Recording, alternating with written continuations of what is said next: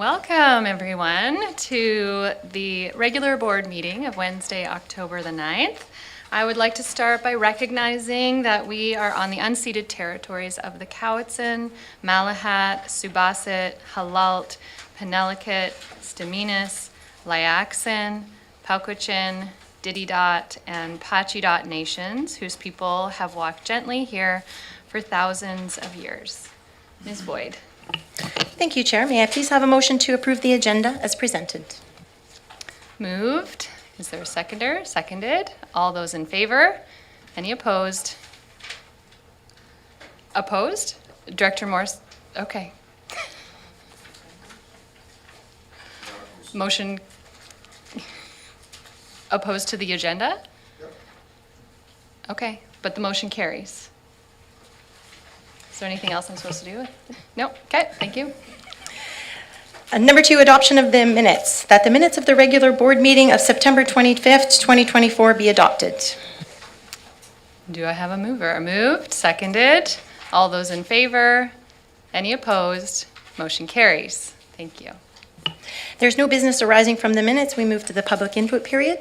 Great. The public input period is to offer the public an opportunity to comment on an agenda item before the board considers that item.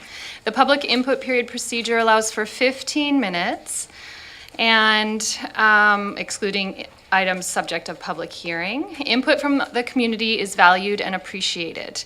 We request that input is presented in a friendly and respectful manner. Your cooperation in maintaining a safe, respectful, and orderly environment for everyone is greatly appreciated. So I welcome anyone that would like to come and give input. Come push the button. Ms. Bernard, you know the routine. Thank you, Chair Segal.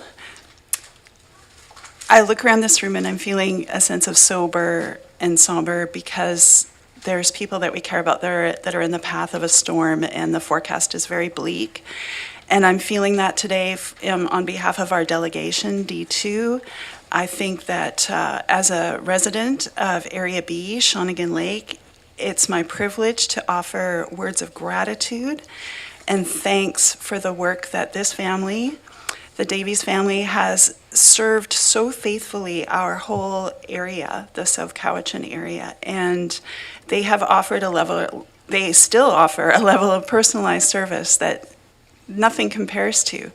And for me, as a Rotary Club president, they were instrumental in encouraging a community-wide effort to clean up Shawnigan Lake and the surrounding area. In fact, we set the bar for other communities in the CVRD in terms of our annual commitment to that. And I know the stories that have circulated around the work that they have done where any mess they will go out of their way to care for and pick up. And I see the work of automated trucks and I see the debris trail they leave behind, and there just isn't that level of detail and that level of heart that goes into the services that we can provide en masse. And so I, again, just, thinking of the Thanksgiving holiday, thinking of what we're grateful for, these people and their community spirit just totally stand out to me, and it's a privilege to be a member of the public today to thank them for their service. Thank you.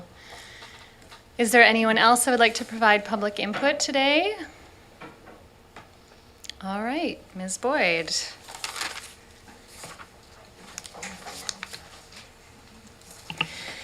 Thank you, Chair. We will move on to delegations. D1, Peter Urbank, Chief Executive Officer of the Municipal Finance Authority of British Columbia. This is an update on MFA's offerings and services. Peter is with us, joining with us online. Welcome, Mr. Urbank. Thank you for coming. And just for the board to know, today we'll be getting an update on offerings and services, and there will be a future meeting where we get an update on investments. Go ahead, Mr. Urbank. Uh-oh, we can't hear you. We see your screen, but we don't hear you.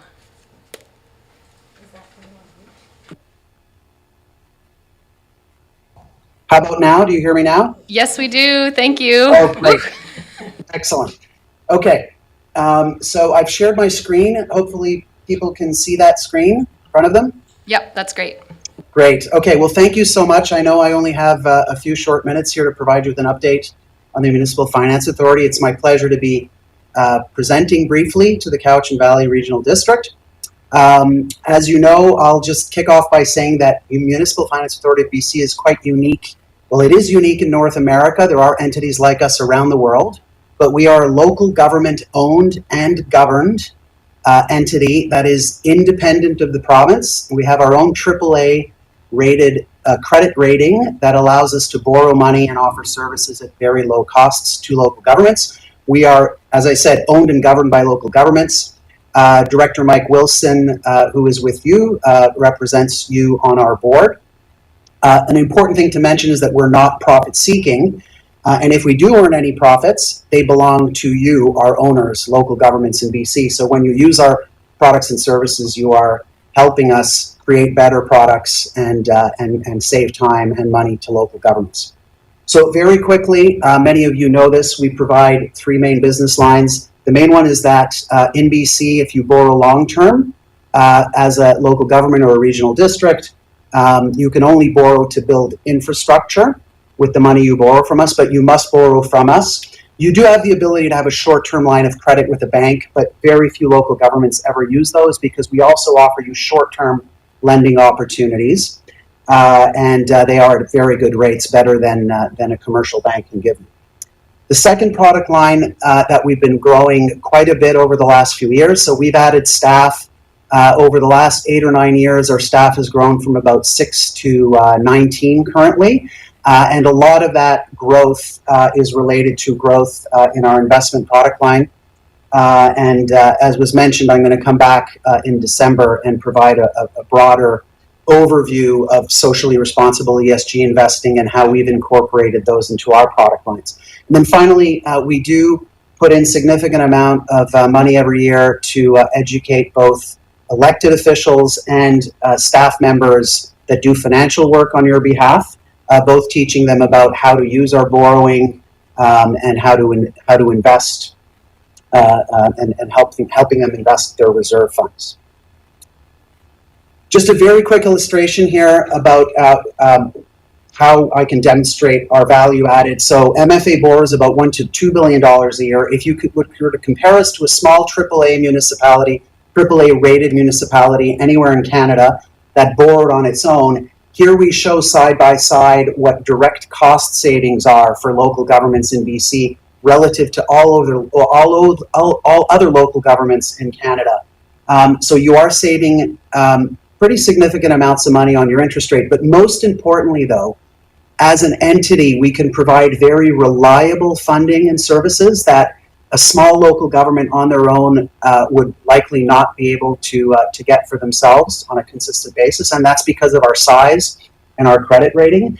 And most importantly, we save local government staff, particularly your finance staff, significant amounts of time in thinking through some of the sort of technical aspects around borrowing and investing.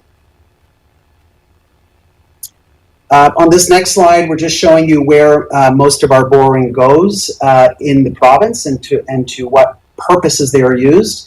I will mention, of course, sewer, stormwater, water. Those are the biggest borrowing areas that most of our clients borrow around, but we lend on all sorts of things, including parks and recreation, public safety, hard infrastructure for City Hall, lands and buildings, renewable energy roads, all those sorts of things. One of the fastest growing area is hospitals, so we're lending a lot on hospital district infrastructure, and I'd say that's probably the fastest growing area that we expect over the next decade or so in terms of borrowing purpose. Just to give you an idea of where our rates are currently, our short-term interest rates currently are higher than long-term rates that we offer our clients. As a local government, you can borrow for as little as a few months and as long as 30 years. These would be the rates. If you borrow for 30 years, for example, from MFA, the rate you would have gotten last week when we issued a bond would be 3.81%. So you would have locked in the first 10-year rate on your 30-year borrowing at that rate.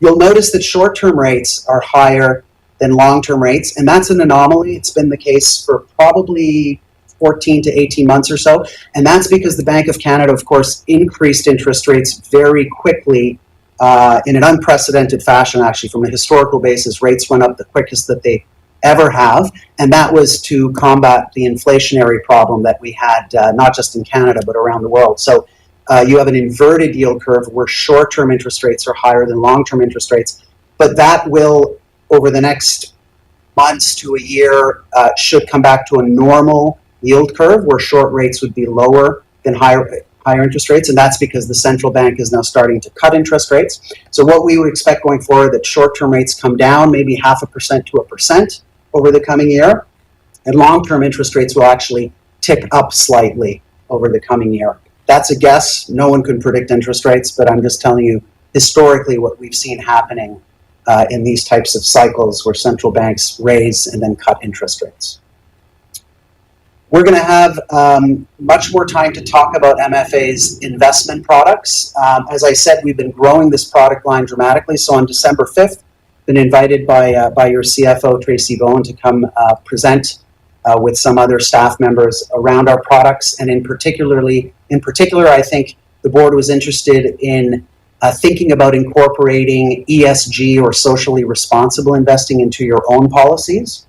And what I would say there is that MFA has created a whole suite of products to meet the needs of all sorts of local governments who have different views and needs around investing. So, for example, some local governments have expressed an interest in investing in fossil fuel-free type investment products. So we have some of those products.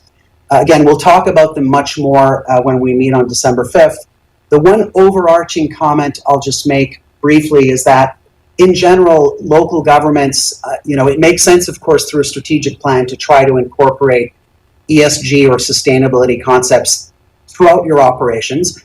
But it's very hard on the investment side currently with the amount of information and disclosures that are out there, in our opinion, to really move the needle much with ESG, socially responsible type investing, in terms of making things better in the world. So I'll talk about that a lot more, but what I would say is that it's really on the capital infrastructure side where a local government can have the biggest impact.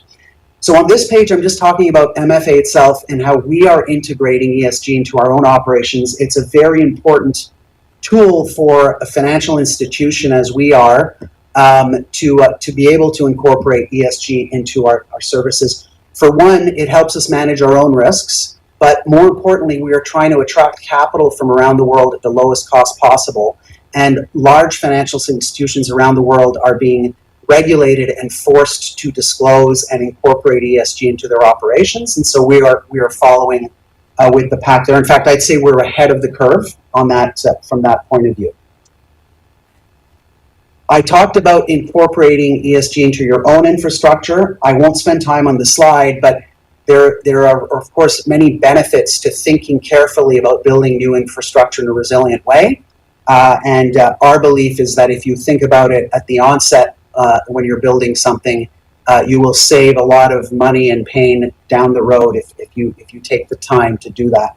And that's particularly the case, I'd say, in Canada and in British Columbia. So this is just a chart I'll finish on, an interesting one, created by the Bank of Canada. In red, you have a pie chart that shows that in BC, according to the Bank of Canada, 90% of households are both highly indebted and exposed to natural disasters. And so we are, as we all know, we've unfortunately went through very difficult last few years around flooding and fire. Those things are expected to continue in the future, including things like very high heat in the summer.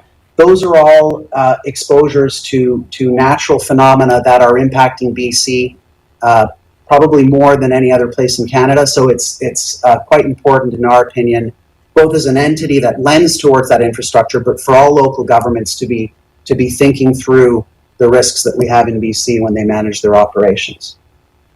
So I only had 10 minutes. I think I stuck to that. And if there are any questions, I'm happy to take them. I'm very impressed. Yeah, you had 25 seconds left. Thank you very much for the presentation.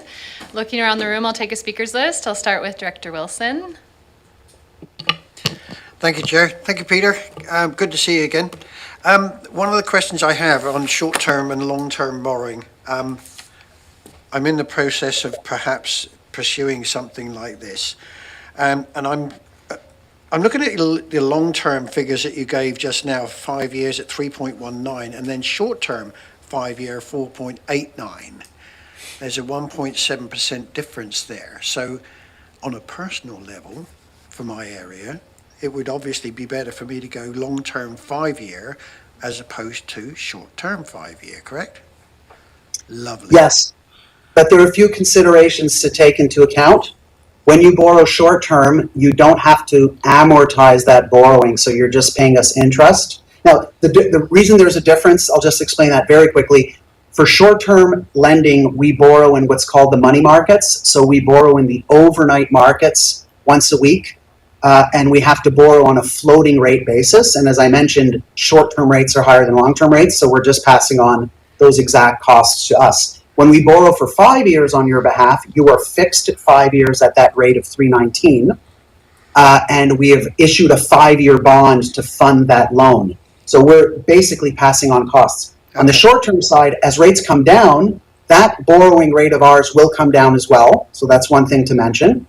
So you won't be locked in at 489. That's just the current 3-month rate that you're going to pay, but that will likely go down over time. But you're also not paying us back principal, you're only paying us interest. And so a 5-year long-term loan, the actual cash flow back to us is an interest component of 3.19% plus 1/5 of the principal that you borrow. So that may not fit in your ability to, you may want to still go short-term if you don't have that ability to pay principal back. So I just had to mention that. Gotcha. Now, if I could, just one more question.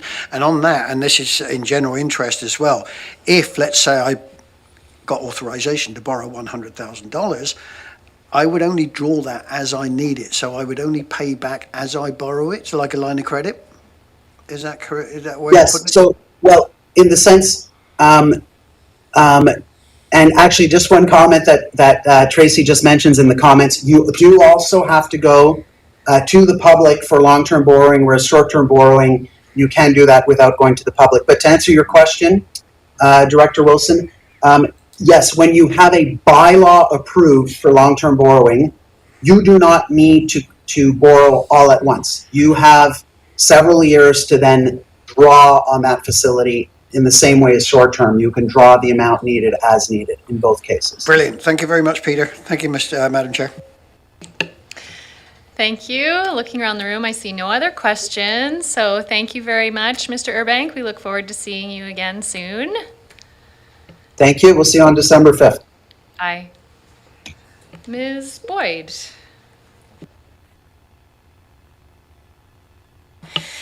Thank you, Chair. D2, pan disposal. The impact of CBRD's 3-stream collection service will have on pan disposal a local residential refuse collection business serving areas A, B, and C. Welcome, Ms. Davis. Thank you, Madam Chair. I'm not sure if everyone knows me. I'm Andrea Cope, owner of Pan Disposal. This is my business partner, Tyler, and our children, Emily and Cole. Thank you for taking the time to hear me out today. We're here to address some specific concerns for your consideration and to make sure the information is clearly and correctly shared. The CBRD has suggested why we just didn't pivot our business to something different, because as the writing was on the wall. If there was actually something we could have pivoted to, we would have left all 3 of our areas, which make up 51% approximately of the electoral areas, high and dry. How many people would have been affected? We could not ethically do that to our thousands of customers, and in fact, there was nothing for us to pivot to. There also seems to be some confusion that we are in the same category as GFL, BFI, Mterra, etc. We are not. We are and have always been only a small residential refuse collection business. That is who we are, and that is who we have always been.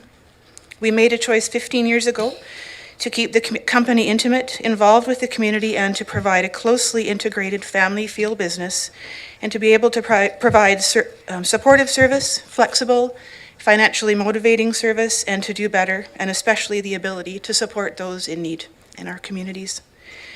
Our company has grown much over the years, tripled if I was to take a guess, and we were able to maintain what worked. And to be clear, we are both owner-operators, and this is our livelihood. How we can afford a home, house our children. the decision you make will directly and quickly have an effect on our humble living. We are extremely proud of what we have done and continue to do for this community, our communities.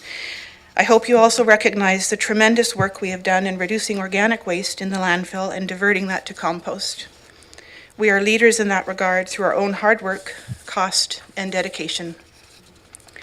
We have also been asked why we didn't look for other opportunities like the other companies did. Firstly, we found that to be a large assumption and in fact an incorrect one. We have specific trucks designed for small residential pickup. These are known as curbsters. With that, we did look at what might be possible. It was brought to our attention by staff in the early stages that perhaps we could do glass collection, but it turns out the CVRD is doing that.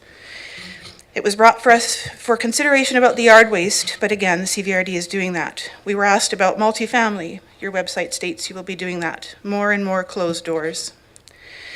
It has also been mentioned that it's hard to put a price on our feelings. We do, in fact, have very strong feelings, as I'm sure you're aware, and by proxy feelings for the community as we are battling the vast questions, concerns, confusion, disappointment, and upset by our customers. We are not asking you to put a price on our stress or feelings. We are asking you to look at the black and white facts that CVRD is extinguishing our company and has made it impossible to recover to a sustainable place as the business is now. We are here providing the service as government didn't have any. We are here still as CVRD prepares to take over. We're committed to our communities, and all the while knowing we are done. We feel that is worth something. Taxpayers are in support of our compensation. We hear it daily through all channels of communication as well as on the road for our drivers. We live and work here. We are a part of the communities we serve. We have had to spend so much money we don't really have advocating for ourselves, all the while continuing to work in a situation that feels much like a big favor to the CVRD. And with so much stress and high financial risk to us personally to get to the end date when the CVRD is ready, what would it look like if we just left and you had to hire another company to come in? Imagine if we just stopped, and we did discuss this, when it felt like no one in the CVRD cared or acknowledged what they were doing and that it would end our company. But we decided for our communities to continue for the time being, and all we are asking and all we are seeking is fair compensation to work until you are ready, at which time we will have no company. We did, after much thought and conversation around that, made the decision for the community to continue until you are ready, as it would be a disaster, a sheer mess, a biohealth threat, danger to animals, emotional strain on the CVRD elected representatives, and very, very difficult for many members of the communities to get through that. They would not forgive us or you, their elected members, if that were to happen. This decision was not done lightly, but as we both have such a high value on community and care so very much as we are immersed in it every day. It is not without concerns. How can we retain our staff? What is their incentive to stay? If we don't have employees, the business simply cannot run. It can't run if we don't have our employees. And they too know that they are out of a job, ticking ever so closer. I've had to give incentive by raises, but I'm concerned that just won't be enough. How are we going to recover from the wasted capital on repairs? Our costs are high and getting higher, and it doesn't make much sense to spend that kind of money on a business that's coming to an end in less than a year. We feel that we are hemorrhaging money just to get to a place where you are ready. We are asking for fair and a just amount for having our business extinguished, and in knowing that, continuing to provide a service which makes the transition for the CVRD the easiest it could be. Again, I thank you for your time, and I hope you will give fair consideration to our business or position as you move forward to take over our business. Does anyone have any questions? Thank you so much, Ms. Davis, for giving this presentation. And as you know, we have given direction to engage in good faith negotiations, and we really look forward to continuing that conversation and finding mutual resolution. Okay, thank you very much. Thank you. Ms. Boyd. Thank you, Chair. I don't see a report from the chairperson. We'll move to correspondence. C1, The Synergy Foundation, request for CVRD letter of support for rural economic diversification and infrastructure program grant application. I believe Mr. Barry O'Riordan is here. Mr. O'Riordan. Thank you. I just wanted to put a little bit of context on this request to give some information to the board. So the CVRD through the Economic Development Division has a good history of collaboration work with Synergy Enterprises and Foundation. In 2021, this EDC and Synergy hosted a series of workshops to educate the public and businesses on opportunities to advance the circular economy within Cowichan. And then from 2022 to 2023, EDC through Viceda and Synergy partnership took part in a business transition circular economy accelerator program, which supported two local businesses within the CVRD to get really handheld support from Synergy to look how to audit their businesses on water, waste, and energy around transitioning towards a circular economy. That program identified significant benefits and opportunities within the circular economy within the region, and then that led to a 2024-2025 partnership also with Synergy on a phase 2 of that program, which was called VICE, which is a pretty good name. And that supported 6 businesses doing the same activities, a little bit expanded program funded through Pacifican to support 6 businesses to do similar activities. And North Cowichan also participated in those programs, providing similar level of support to the overall CVRD.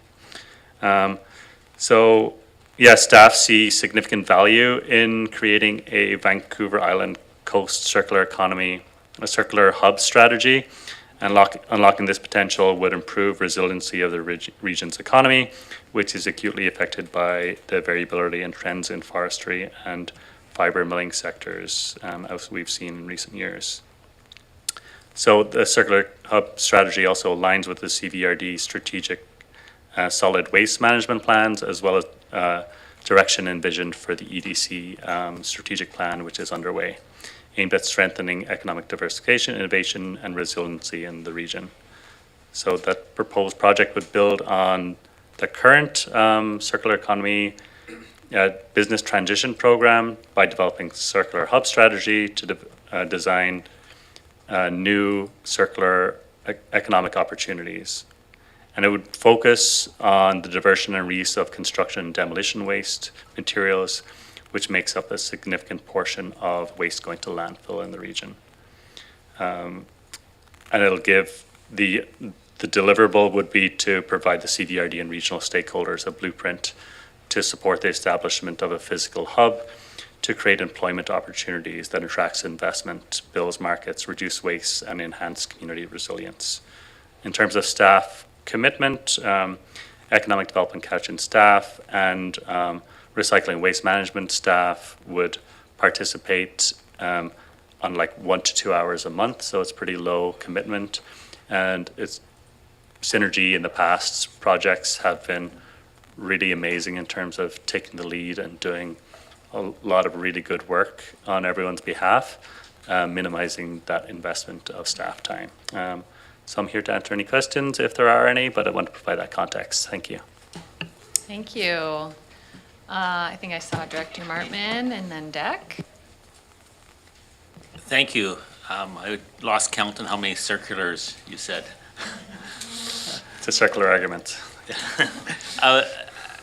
Just was noticing a similarity in a lot of reports we received today around this grant particularly.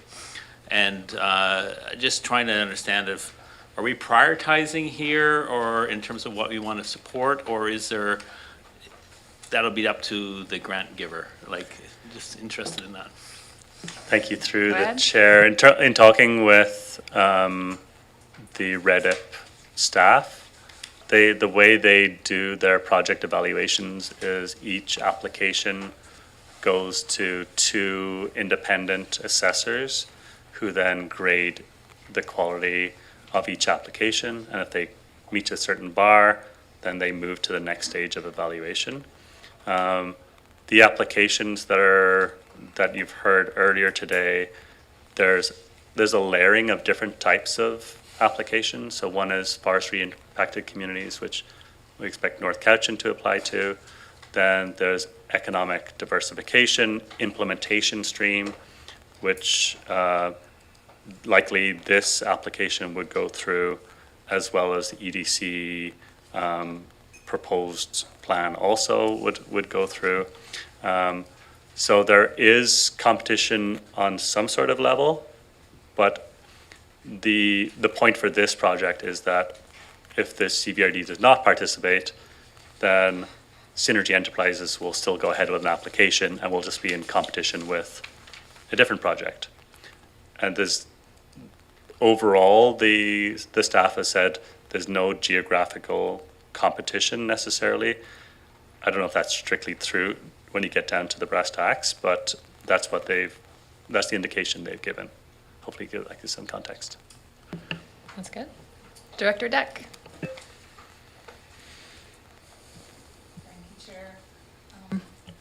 I'm wondering if you could give me a little more information about the forestry part of, you mentioned forestry a couple of times, so how does that fit in with the circular economy? That in particular is just in relation to the application process that Synergy was mentioning forestry in their application, so I'm bringing it forward in terms of the overall process. So forestry is not maybe directly related to this application, but it probably will be mentioned by Synergy in their overall application in terms of curtailment in North Cowichan, Western Forest Product, temporary curtailment. This type of thing will probably be referenced in a number of applications when going to the funder. So it's not, may I? Thank you. So it's not then about biomass? The focus for this particular one is construction and demolition waste. Okay, thank Thank you. you. Thank you. Okay, I have Director Douglas and then Acton. Chair, I'd like to move that the CVRD provide a letter of support to Synergy Foundation for the Rural Economic Diversification and Infrastructure Grant application. All right, is there a seconder? All around the room. Do you want to speak more to it? Okay. Director Acton? Yeah, I just wanted to say, not really a congratulations, but this has been a topic that you've been passionate about, and I remember you bringing just the concept to us, and then you did some educational things around the circular economy, and then we've had some webinars, and I just think, well done. You've stuck with it, educating us and everything, and now you're still making a difference with it. So just I'm not really congratulations, but I'm impressed and good for you. Thank you. Yeah, this whole project initiated because this office reached out to Synergy to go, hey, what can we do in Vancouver Island? And then all of these elements were also recommended by this office to advance on the Vancouver Island level. So that's good. Okay, so we've got the direction moved and seconded. Thank you, Director Douglas, for reading it out so nicely. I'll call the question. All those in favor? Any opposed? None opposed. Thank you, Thank you. Mr. O'Riordan. Ms. Boyd? Thank you, Chair. We have C2, Municipality of North Cowichan, another support of Rural Economic Diversification and Infrastructure Program grant application. Director Morrison, go Move ahead. that letter of support be provided to this application, please. And seconded. Any discussion? Do we need that? That's clear enough? Yep. All those in favor? Any opposed? None opposed. Motion carries. Ms. Boyd. Thank you, Chair. We have no information items. We're moving to Committee Commission Reports, CR1, Report and Recommendations from the Committee of the Whole meeting of September 25th, 2024. Director Wilson. Actually, Ms. Chair, I wasn't the chair for that particular one. You were. I But was I can- the chair, but I'm the chair now. Yeah, so I can do this one. You can give that report, thank you. Sure. Would you like me to read it all out, Ms. Boyd, or It's, you can if you wish. I don't wish? Okay, well, you can ask the directors if they would like to take it in chunks if you like, or... Okey-dokey. Yeah. Yep. So I would ask the directors, would you accept this as is written here rather than me read it out? Or would you like to sever anything or anything like that? No? Any? I can read it, sure. Yeah, it would only take about 25 minutes or so. Okay then. Thank you, Madam Chair. That is my report. I'm not sure where we go to. The recommendations are there, and I would move those recommendations as a block. Seconded by Director Morrison. Any discussion? All those in favor? Any opposed? Motion carries. Sorry, Director Stevens, I saw your hand just as we ended that. I need to keep. I was just closer eye. asking, are we voting on, are we voting on, was that a vote on CR1 block? Yeah. Or, Yes, okay, thank you. That's what that That's what I thought. was. Thank you. Ms. Boyd. Thank you, Chair. CR2, Report and Recommendations from the Special Electoral Area Services Committee meeting of October 2nd, 2024. Director Morrison. Thank you, Chair. The report from that meeting, and we have two recommendations, has been published. I don't think there's been any changes. Unless anybody wants anything pulled, I would move those two items. Moved and seconded. Any discussion? All those in favor? Any opposed? None opposed. Motion carries.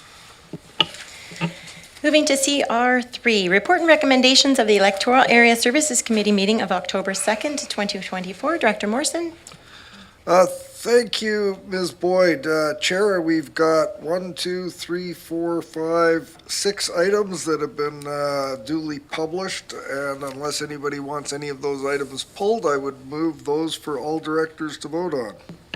Do I have a seconder? Seconded. Any discussion? All those in favor? Any opposed? None opposed. Motion carries. And for Thank you. electoral area directors, we have R1, R3, R1 and R3. And I'd move those two items unless anybody wants them pulled. Great. Moved and seconded. Any discussion? All those in favor and opposed? Motion carries. That concludes my report. Thank you. CR4, Report and Recommendations from the Committee of the Whole meeting this morning, October 9th, 2024. Director Wilson, and has been circulated in front of you. It's me again. Thank you. This time it is. So I have CR4, which your Committee of the Whole reports and recommends on October the 9th, 2024. R3, 1, 2, 3, 1, 2, and 3. And we can take that one as a block, if that's okay. And 1, 2, R4. and 3. Yeah. You want to just move the one, or do you want to also include our Oh, no, four? we actually separated those. So yeah, number 1 first, please. R3, 1. So, Ms. Boyd, for the committee reports, we could do all of R3 and all of R4. Yes, Chair, we can look at Okay. R3, 1, 2, 3, and R4, 1, 2, 3, if the board so chooses. That would be good. Director Morrison, would you like to pull one? Well, it's been our practice that when the public hasn't had the ability to read these items and digest them, that when they come to the board from the morning meeting, that we do read them out so Okay. that everybody has a clear understanding of what business we're conducting. I can do that. Okay. Okay. R3, number 1, that the staff report to Committee of the Whole of October the 9th, 2024 on the topic of regional growth strategy be referred to the City of Duncan, Municipality of North Cowichan, Town of Ladysmith, Town of Lake Cowichan, and Electoral Area Service Committee Directors, and that the municipalities be asked to A, appoint a representative to the Regional Growth Strategy Steering Committee, B, consider potential additional matters in the development of a regional growth strategy, including, but not limited to, number 1, potential municipal incorporation and boundary changes to accommodate future growth and servicing objectives. 2, the future of the Island Rail Corridor and its connectivity with adjacent regional districts. And 3, cooperation with the Regional District of Nanaimo on future growth of lands in the vicinity of the Nanaimo Airport and Cassidy Aquifer, Madam Mayor. Do you want to read through 2 and 3, or do you want to share the load? Let's do 2 and 3 as well. Number 2, that staff resources for a regional growth strategy planning to regional growth strategy planning be funded by requisition through the Function 100 General Government budget with equivalent requisition reduction in Function 325 Electoral Area Planning budget beginning in 2025. And number 3, that the 2025 function budget for Function 100 General Government include $50,000 to conduct a regional planning service feasibility study. Okay, we'll give you a break from reading. Thank you. So that's been moved. Is it seconded? Seconded. Any discussion? All those in favor? Any opposed? 2 opposed. Do we need to note the names? Director Morrison and Director McClinton opposed. And I see, sorry, Director Stevens, were you voting in opposition? No, I was not. No, I was just I believe in point 2, the last 3 words were omitted. They were read out, but they were omitted this morning at the Committee of the Whole. Beginning in 2025. Were those not removed this morning as in the resolution? I think it was different wording that was removed this morning. Oh, okay. Yeah. I have more. So back to you, Director Wilson. I do, yeah. Okay, R4. Number 1, staff apply for a $500,000 in funding from Sorry, the... Director Wilson. Sorry, I Dr. think Ms. Morrison. Boyd just- We moved and seconded R3 alone. Could I'm we make jumping a... ahead here, aren't I? And so it's all right. That's right. Okay, never mind. Yep, we're good. Okay, sorry. R4, number 1, staff apply for $500,000 in funding from the Rural Economic Diversification and Infrastructure Program and $62,500 from Island Coastal Economic Trust Capital and Innovation Program to support the implementation of the Cowichan Tech and Innovation Ecosystem Project. And number 2, if the CBRD is unsuccessful in securing IET funding, then $62,500 be allocated to the project from Function 121 operating reserves.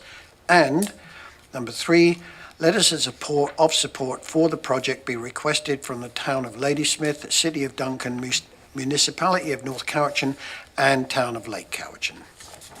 Wonderful. So you move that? I do. Is there a seconder? Seconded. Any discussion? Director Martman. Just a point that this doesn't show up on live meeting, just what he already read out, and whether that's an issue or not for legislative services. I know it's published here, but it's not on the website for those that might be using that, or just acknowledged. Yeah. Ms. Boyd, is that okay? This CR4 report is not showing up online on PrimeGov. That's what you're referencing? That's right. Yeah, No, it doesn't. but it's printed out. Thank you, Director. Sorry. It has not been published up to PrimeGov at this moment. It is before the board this morning. It will be added later on this afternoon, once we're through. So then it's clearly transparent, so. All right, any other discussion? Call the question. All those in favor? Any opposed? None opposed. Motion carries. Ms. Boyd. Thank you, Chair. Don't have any director's reports. I'm moving to staff reports. Report from the Development Services Division regarding application number RZ22D01, Green Rock Liquor Store, PID 032-292-163 Francis Street. It's shown before you as the recommendation that it be adopted. We do have this also in the bylaws section, so right now it's just for information. So does that mean we don't have to vote on this recommendation in this section? We can do it. We'll do it later. Okay. Ms. Pressman.